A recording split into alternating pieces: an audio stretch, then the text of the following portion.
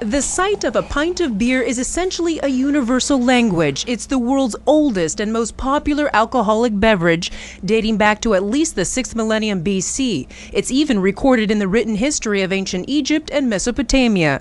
But for beer lovers around the world, and particularly here in the U.S., there's bad news brewing. I think you're going to see a six-pack for craft beers going up anywhere from 50 cents to $1 beginning in February or March.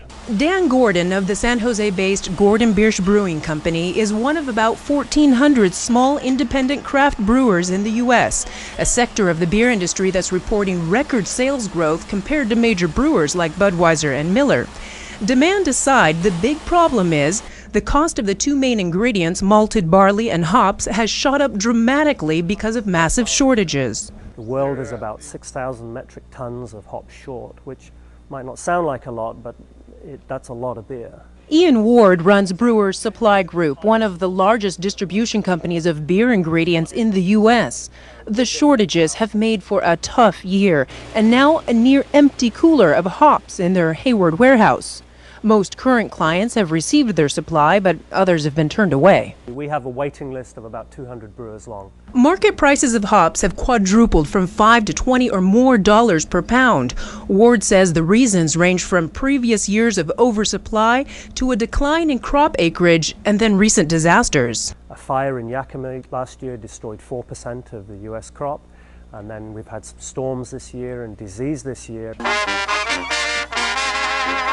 Historically, crop issues can cause consumer panic, much like this year's protests in Mexico City when the price of corn tortillas shot up.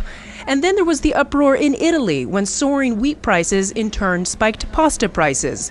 Bad weather in 2006 and 2007 has made for both poor hops and barley harvests around the world, spurring record high prices globally. To make matters worse, some farmers have stopped growing barley to make more money with the growing demand for biofuel crops like rapeseed and corn. So you have this huge crunch for ethanol production. So fields that were doing barley in the Midwest are now switching over to corn. It's subsidized, plus, there's a huge demand for it. Unfortunately, that's not all. A boost in beer prices may also come from rising oil prices, which affect the cost of transportation and making glass bottles.